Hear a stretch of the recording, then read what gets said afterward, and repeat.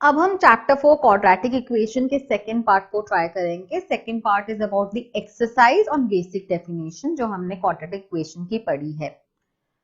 Quadratic equation एक equation है जिसकी डिग्री 2 है। इसके बेसिस पर हम यहाँ पर इसको सॉल्व करेंगे। यहाँ पे question says check whether the following expression is a quadratic equation और नॉट। हमें ये चेक करना है कि जो एक्सप्रेशन लिखी हुई है वो क्वाड्रेटिक है कि नहीं। इसको सॉल्व करें। हमारे पास इक्वेशन है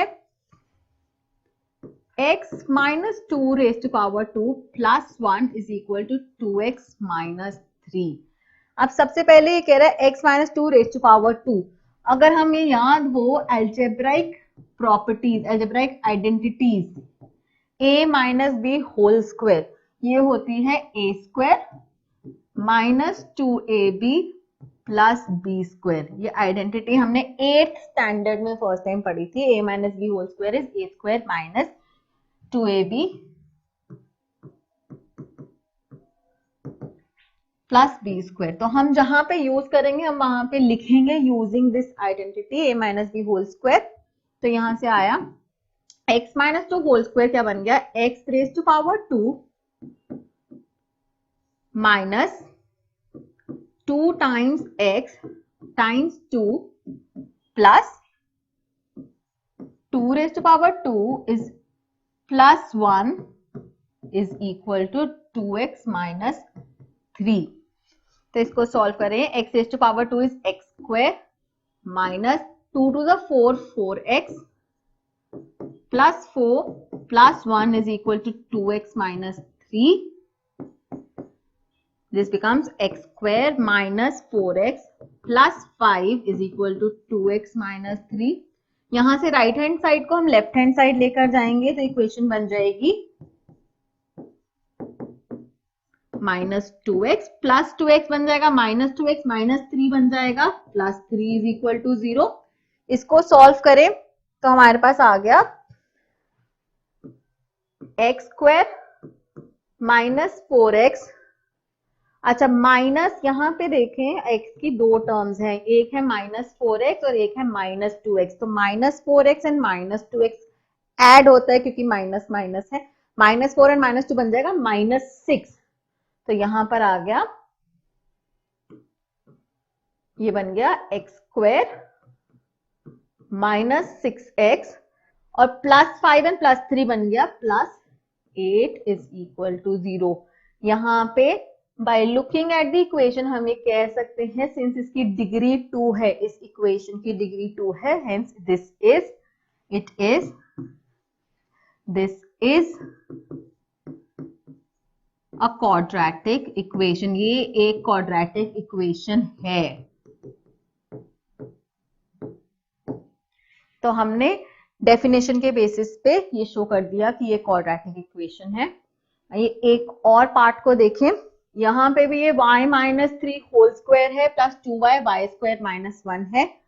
again a minus b whole square की आइडेंटिटी है। मैं एक बार यहां मेंशन कर देती हूँ कि यूजिंग हम आइडेंटिटी यूज करेंगे a minus b whole square is equal to a square minus 2ab plus b square. हम इसको यूज करेंगे यहां पर।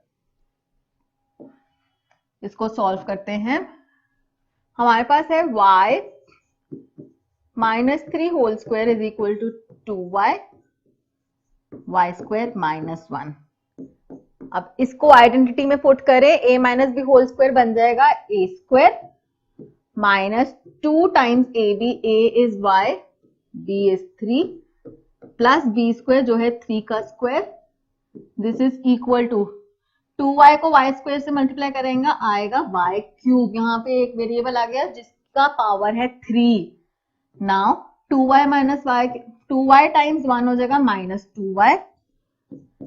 सॉल्व करते हैं इसको, y square minus 2 3 6y plus 9 is equal to 2y cube minus 2y। मैं सारी चीजों को राइट हैंड साइड लेके जा रही हूँ क्योंकि y क्यूब वाली टर्म पॉजिटिव है तो उस साइड पे ले जाते हैं। 2y क्यूब स्क्वायर वाली टर्म पहले लिख देते हैं, या let's write like this only. y square को उधर लेके जाएं तो माइनस y स्क्वायर -6y जाएगा तो बन जाएगा +6y, +9 वहां जाएगा तो बनेगा -9। तो इसको रीअरेंज कर दें तो हमारे पास आ गया -2y, यहाँ पे -2y + 6y, माइनस प्लस बन जाता है minus, 6 is a bigger number जो पॉजिटिव है, तो यहाँ पर आ गया प्लस, माइनस करेंगे तो बन जाएगा 4y -9। तो हमारे पास इक्वेशन बन गई ये। अच्छा, मैंने यहाँ पर एक चीज जो है, ये y³ था, मैंने यहाँ पे 2 लिखा है, सो दिस इज रॉन्ग। ये क्यूब था and this was -y²। Now if we see this equation, यहां पर ये इक्वेशन का जो डिग्री है वो 3 है, इक्वेशन की डिग्री 3 है, इसका मतलब ये है कि ये इक्वेशन क्वाड्रेटिक नहीं है, ये इक्वेशन क्यूबिक है। So I can say this is not quadratic. हमें बताना है ये क्वाड्रेटिक है कि नहीं, तो ये क्वाड्रेटिक इक्वेशन नहीं है, ये एक क्यूबिक इक्वेशन है। चलिए अब आगे बढ़े। अब यहाँ पर कुछ वर्ड प्रॉब्लम्स है, स्टेटमेंट्स जहां पर होते हैं स्टेटमेंट प्रॉब्लम्स ही बोलते हैं या उनको वर्ड प्रॉब्लम्स बोलते हैं, पर यहाँ पर उन्होंने मेंशन करा है कि represent the following situation in the form of quadratic equation. आपको सिर्फ रिप्रेजेंट करनी है, हमें उसको सॉल्व नहीं करना। अभी सिर्फ देखेंगे कि कैसे क्वाड्रेटिक इक्वेशन कैसे बनती है। फर्स्ट क्वेश्चन कह रहा है the area of a rectangular plot is 528 metre square. अगर मैं कहूं एक रेक्टेंगुलर प्लॉट है, एक रेक्टेंगुलर प्लॉट है हमारे पास, और उसका जो एरिया है, उसका एरिया इज 528 मीटर स्क्वायर। इसका एरिया जो है 528 मीटर स्क्वायर है। इस रेक्टेंगुलर प्लॉट का कोई लेंथ होता है और इसकी कुछ ब्रेथ होती है, इसकी लेंथ होती है और ब्रेथ होती है। नाउ यहां पर कह रहा है the length of the plot is 1 more than twice its breath. मतलब जो लेंथ है वो ब्रेथ पे डिपेंड कर रही है, तो मैं ब्रेथ को डिफाइन करूंगी एज x और मैं लेंथ को डिफाइन कर देती हूँ y। सिंस हमें एक let us do one thing, हम लेंथ को भी ब्रेथ पे डिपेंड करते हैं, ब्रेथ के टर्म्स में लिखेंगे। तो पहले डिफाइन कर देते हैं कि लेट द ब्रेथ बी से x मीटर्स, यूनिट्स लिखना बहुत इंपॉर्टेंट है, x मीटर्स। तो लेंथ क्या हो जाएगी, लेंथ जो है that is 1 more than, it is 1 more than twice its breath, 1 more than twice its breath. तो ये होगी हमारी लेंथ मीटर्स में। हमारी ब्रेथ x है तो लेंथ क्या होगी 1 + 2x। अब हमें दिया हुआ है एरिया, क्या दिया हुआ है 528 मीटर स्क्वायर। ना एरिया ऑफ अ रेक्टेंगल हम सबको पता है होता है length into breadth, length times breadth is 528 metre square. Now length क्या दी हुई है, लेंथ हमने निकाली है, सब्स्टिट्यूट कर देते हैं 1 + 2x, और ब्रेथ क्या है x इज इक्वल टू 528। अब हम इसको सॉल्व करेंगे, x को हम मल्टीप्लाई करेंगे, लेफ्ट हैंड साइड को ओपन करेंगे ब्रैकेट्स को, तो x को मल्टीप्लाई करें 1 + 2x से, तो बन जाएगा x + 2x² is equal to 528। इसको एक स्टैंडर्ड फॉर्म में लिख देते हैं, तो ये बन गया 2x² + x - 528 is equal to 0। तो ये आगे हमारी सिचुएशन जो है एक क्वाड्रेटिक इक्वेशन। तो हमने इस स्टेटमेंट को रिड्यूस कर दिया एक क्वाड्रेटिक इक्वेशन में, हमने रिप्रेजेंट कर दिया इसको क्वाड्रेटिक इक्वेशन में। तो ये है हमारा पार्ट 1 का आंसर। अब आगे देखें पार्ट 2 क्या कह रहा है। Part 2 says the product of 2 consecutive positive integers is 306।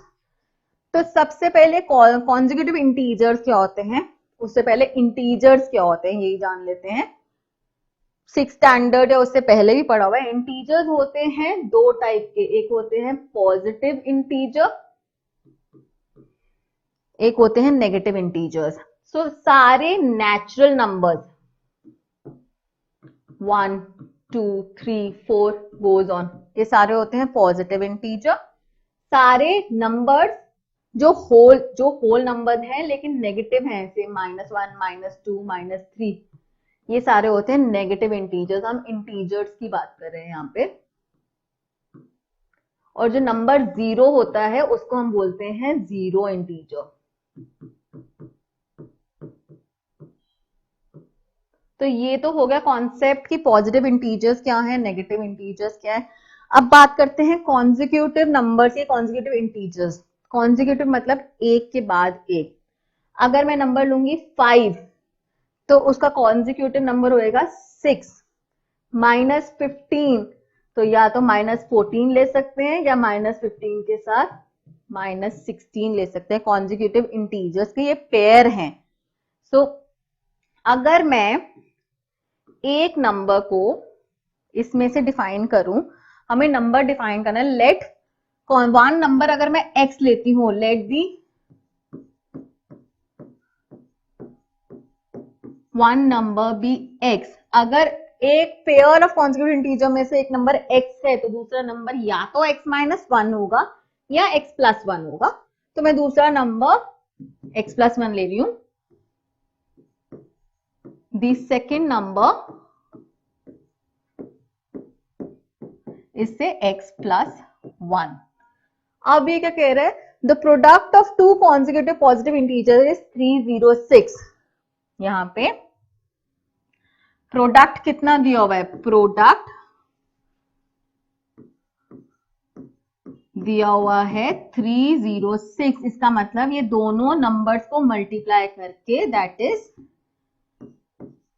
x और x +1 को मल्टीप्लाई करके मिला हमें 306। हमें सिर्फ सिचुएशन रिप्रेजेंट करनी है, हमें we need to find the integers, लेकिन हमें यहाँ पे सिर्फ रिप्रेजेंट करनी थी सिचुएशन, क्योंकि सॉल्विंग ऑफ क्वाड्रेटिक इक्वेशन हमें आता नहीं है। तो ये बन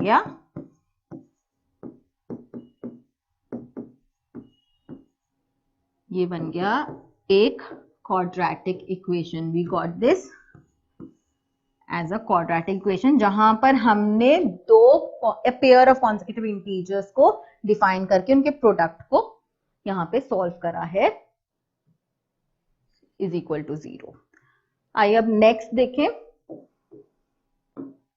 okay, Rohan's mother is 26 years older than him. Rohan की जो मदर है उसकी एज डिपेंड कर रही है रोहन की एज पे। वो कह रहे हैं रोहन की जो मदर है 26 साल बड़ी है अपने बेटे से, रोहन से। The product of their ages 3 years from now will be 360। We would like to find Rohan's present age. पहली बात यहां पे वो 2-3 चीजें डिफाइन कर रहे हैं। पहले तो late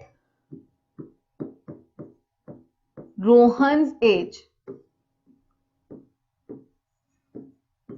B x years। Rohan की जो एज है वो x years है, तो रोहन की मदर क्या होगी,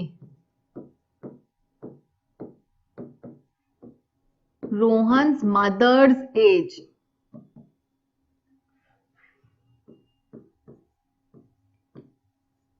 उसकी मदर की age, mother is 26 years older than him, तो ये बन गया x + 26, 26 साल उससे बड़ी है। अब नेक्स्ट वो कह रहे हैं the product of their age is 3 years from now. 3 years from now मतलब 3 साल बाद, उनके ईयर से 3 years के बाद। तो यहां पे एक सिचुएशन डिफाइन करते हैं जहां पे हम लिखेंगे 3 years फ्रॉम नाउ या after 3 years। 3 years from now हमारे पास क्या होएगा, रोहन की एज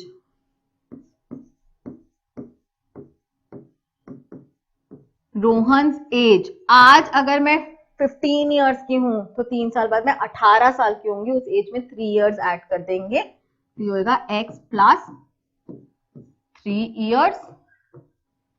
और मदर्स एज क्या होगी, अगर मदर x प्लस 26 है ऑलरेडी, उसमें 3 इयर्स ऐड कर देंगे तो ये बन जाएगी x plus 29 years. So this is mother's age. Question कह रहा है कि the product of their ages from 3 years from now will be 360. इसका मतलब according to the question, according to the condition,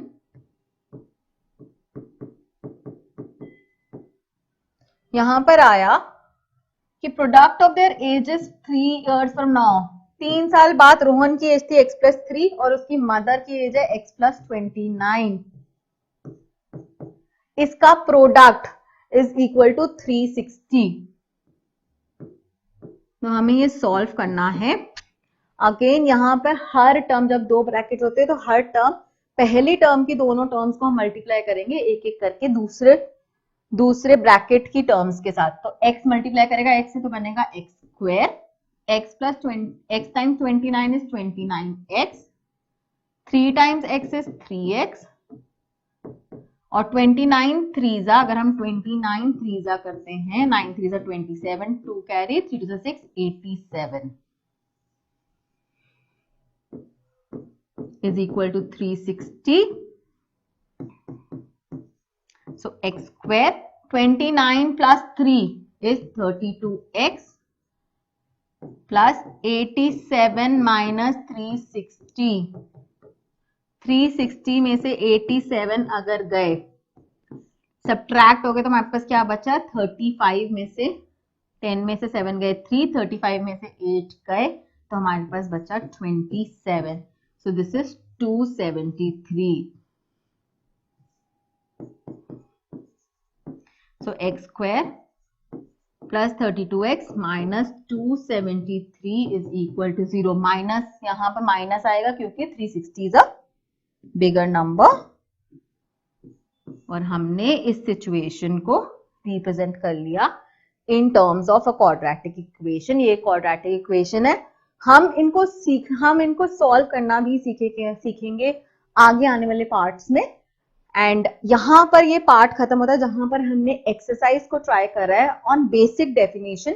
अब हम आगे पार्ट में पढ़ेंगे कि क्वाड्रेटिक इक्वेशन को कैसे सॉल्व करते हैं, उसके डिफरेंट मेथड्स हैं. तो सबसे पहला मेथड होता है बाय फैक्टराइजेशन, जो है middle term splitting. Next part 3 में हम मिडिल टर्म स्प्लिटिंग के बारे में पढ़ेंगे. Thank you.